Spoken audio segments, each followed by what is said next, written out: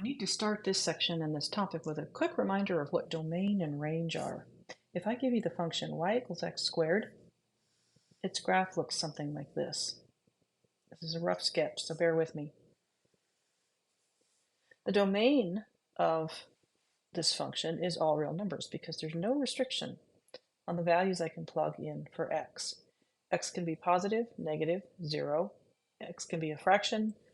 X can be, well, it can be any real number. There's no restriction. I get to use all the values on the x-axis. Let me make a note of that. The domain is all real numbers. That's just shorthand for that set of numbers. Another way to write this would be to say, I can use anything between negative infinity and positive infinity, or x can be anything between negative infinity and positive infinity. These are three different ways to write the same thing. The range, on the other hand, is all real positive numbers. You can write that like this, or you could say you can start with 0 and including 0 and go up to infinity. Or you could say 0, x is some number between 0 and the idea of infinity. Notice that here I have parentheses, and here I do not have an or equal to symbol. Here I do have an or equal to symbol, and it's matched by this square bracket here. This means 0 is included. This means 0 is included. Infinity can never be included because you can never get to infinity. So the idea here is that the domain and the range are both real numbers, but the range is restricted in some ways that the domain is not. With an inverse function, basically we take the x and the y and we reverse their roles. And then we solve for y. So let's take the square root of both sides here. And I can't forget to take plus or minus the square root. When I graph this, I get something that looks like this. And if you think about it, what I've done here is taken an x and squared it. Here, if I take x equals 2, for example, I should get y equals 4. On the other hand, down here, if I plug in x equals 4, it's going to spit out x equals 4 gives me y equals 2, or negative 2, right? Because the square root of 4 could either be 2 or negative 2, because when I square 2 or when I square negative 2, I get positive 4. So here, the domain is all real numbers, and the range is only the positive numbers. If you look at all the input values here, I can only use positive numbers here. And that's, the graph is telling us that, but it's also true here. You can't take the square root of a negative number.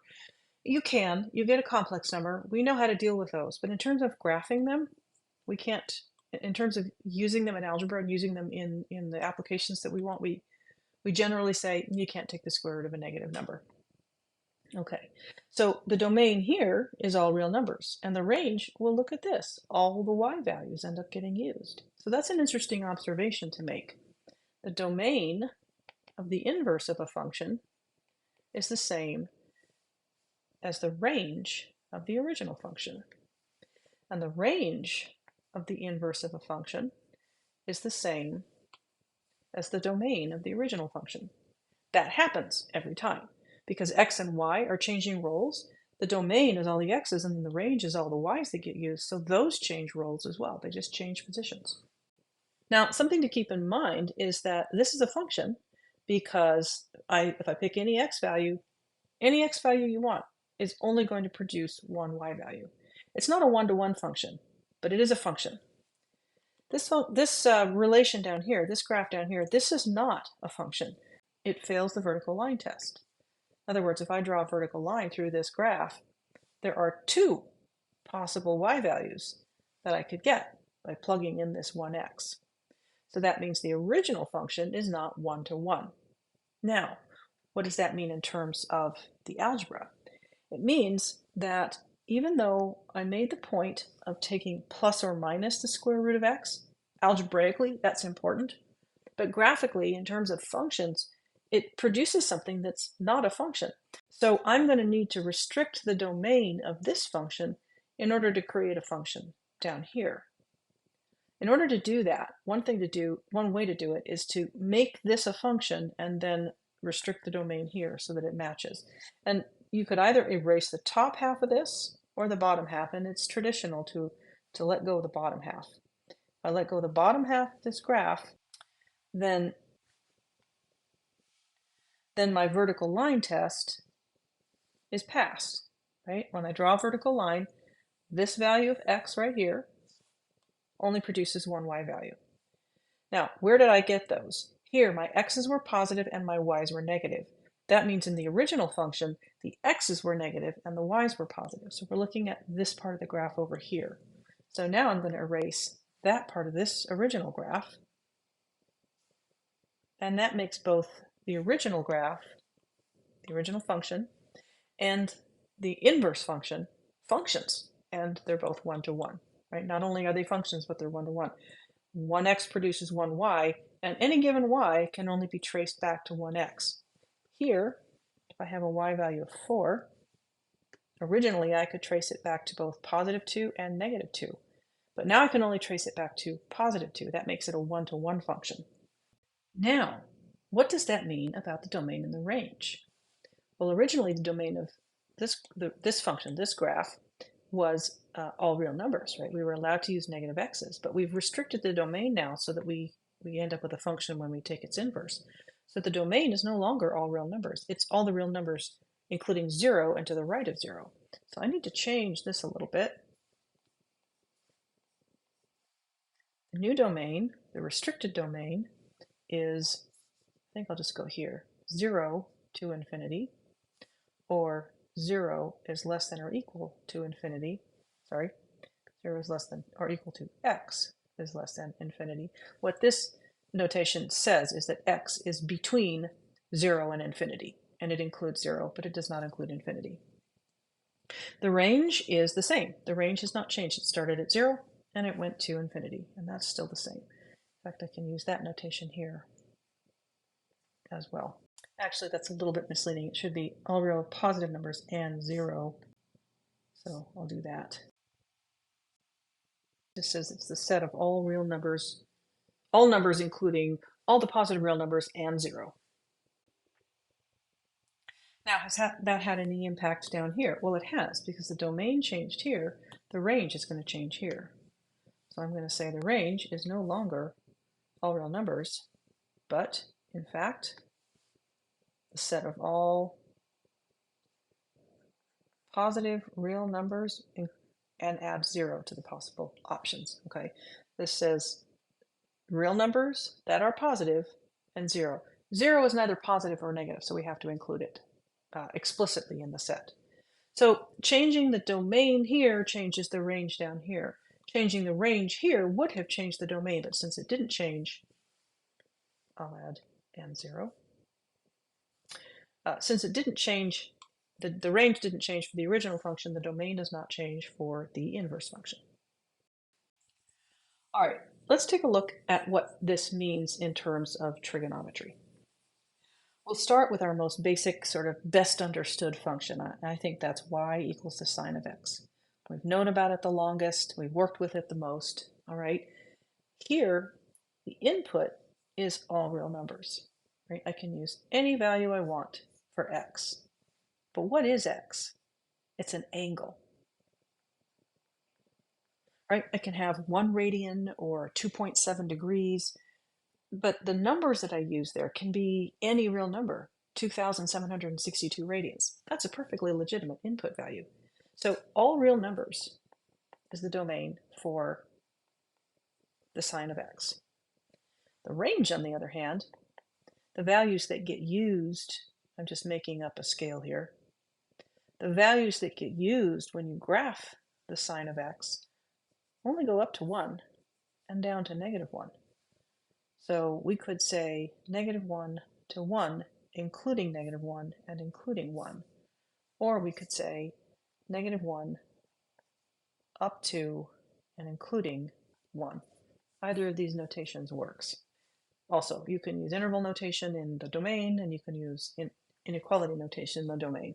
I'm kind of mixing things up a little bit here. So interestingly enough, the domain for the sine, as it turns out, also for the cosine, the domain is all real numbers. The domain for the secant and cosecant will be different because we know we have some asymptotes there, but we'll talk about those later. So for the sine, the domain is all real numbers, but the range is only numbers from -1 to 1, including -1 and 1. That means that when we talk about the inverse of sine, we already know that the domain is going to be -1 to 1. And the range is going to be all real numbers. So let's take a look at what the graph of the inverse sine might look like. Remember that the x and the y change roles, right? So if I have a point, let's find an actual point on this graph. I threw some tick marks in there just kind of randomly, and so now they're messing things up because I don't really know where they are. I think let me redraw the sine graph. All right, that's a lot better. You can see here that sine is 0, has a height of 0 when the input value x is 0. At pi over 2, the input value of pi over 2, sine has a height of 1. At pi, sine is 0. At 3 pi over 2, that's 3 pi over 2, we're at -1. At 2 pi, we're at 0. And of course, it repeats in both directions. All right, so as I set up here, the input for our sine function and for our sine graph is all real numbers, but those numbers are angles, right? And the output is, well, what is the sine of pi over 2, for example? That's a real number. But what are those numbers? Those numbers, if we recall our work in right triangle trigonometry, those numbers are ratios, right? They're the ratios between two sides, the opposite and the hypotenuse. So we're going to say that the output is a ratio. And so that means the domain is an angle. It's a list of angles. It's a list of all possible angles. And the range is a ratio. It's a bunch of ratios, right? All the possible ratios that come out of taking the sine of an angle, the opposite of the hypotenuse. But what that means for the inverse is that the domain is going to be a bunch of ratios, and that the range is going to be a bunch of angles. So when we take the sine of x, we're taking the sine of an angle, and it's going to spit out a ratio. When we take the inverse sine of x, let me write down what that looks like. Y equals inverse sine of x. When we plug an x in here, what we're plugging in is a number between -1 and 1, and it's going to be a ratio, a fraction. What it spits out, though, will be an angle, right? Just because the domain and the range here are reversed, what kind of input and output we get are also reversed. Your textbook has a very nice example. It says that since the sine of pi over 6 is 1/2, note that the input is an angle, the output is a ratio of two numbers. The inverse sine of a ratio, 1/2, is equal to pi over 6. So what does this mean in terms of the graph? Well, let's pick some points on the graph of the sine of x, y equals the sine of x, and try to figure out what the graph of the inverse would look like. We can start by marking the domain as only going from -1 to 1, and the range will be all real numbers, okay? Now, let's pick some points. I started to do that a minute ago. Let's pick some points in the sine and figure out what that means in terms of the inverse sine. Remember that an inverse really is kind of a role reversal, right? So if we have a point x comma y in the original function, then that point is going to appear as y comma x in the inverse function. So if the point 0, 0 is on the sine graph, then the point 0, 0 will also be on the inverse sine graph. But now let's look at this other point here.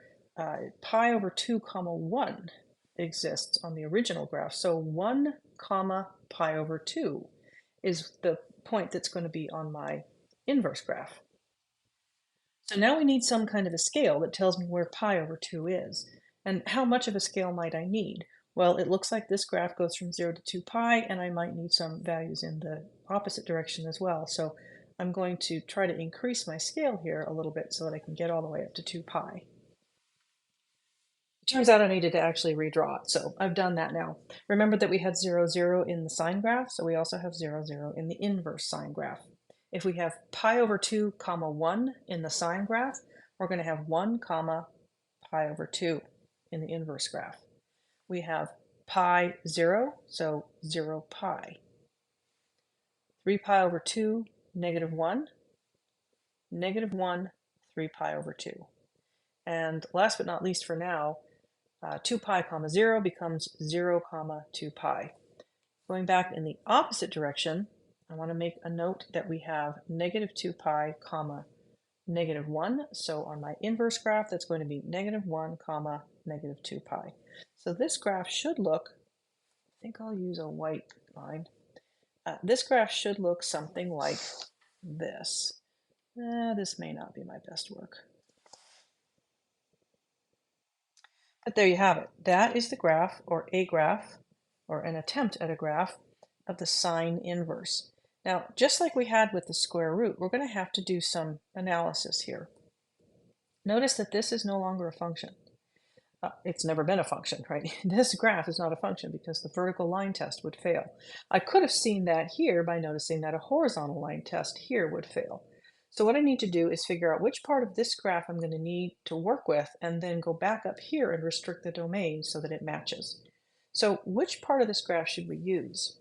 It's tempting to say, well, let's just use this big swatch right here because 0 to 2 pi is a nice, easy piece of the graph. We're familiar with it. We know that that's the period of the graph, right?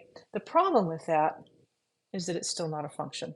The vertical line passing through here will fail. And in fact, even if I just go from 0 to pi, the vertical line I put through here will cause this to fail the vertical line test.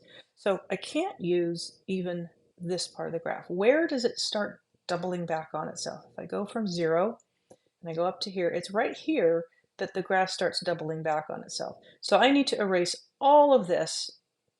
Let me erase part of it and show you what I mean. If I erase this piece of the graph in order to try to make this part a 1-to-1, then this piece is still not 1-to-1. And I don't want gaps in my graph anyway, so let's go ahead and erase this part as well. That doesn't leave us with very much, but notice that I haven't erased this part, right? So if I just include that part of the graph, then that graph is 1-to-1.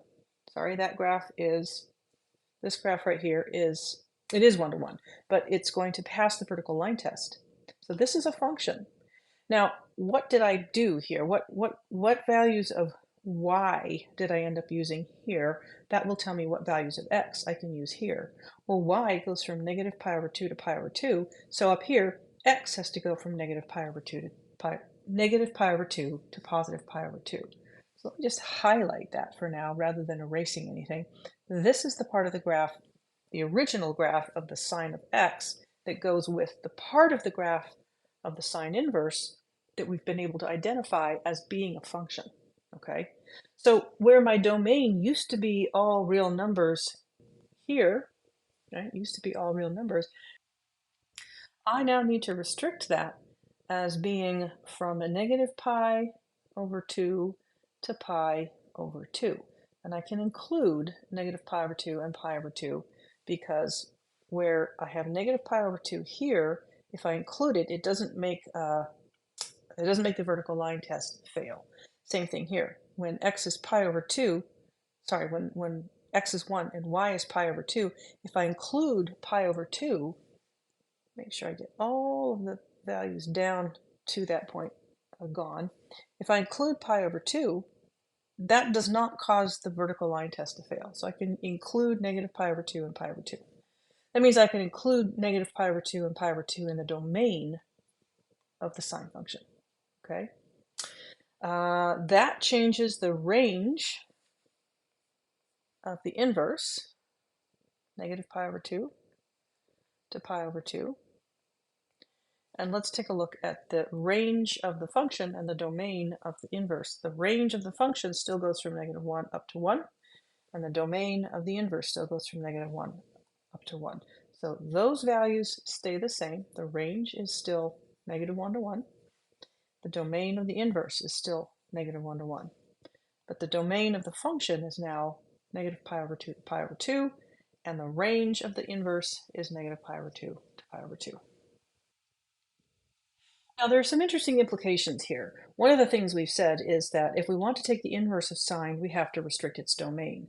That doesn't necessarily mean that sine is going to always have its domain restricted. Not at all.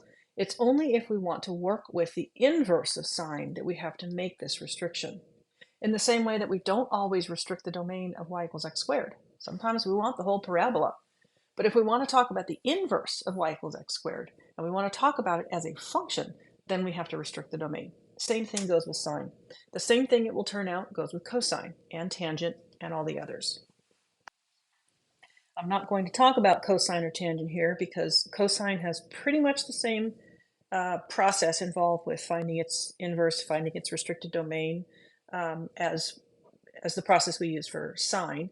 Tangent's a little bit different, but they're both really good candidates for work that we can do in class, and this video is already too long. So I'm going to leave it here for now, and our next video is going to be about finding the exact value of expressions involving the inverse sine, cosine, and tangent functions. Again, there I think I'll probably just stick to sine.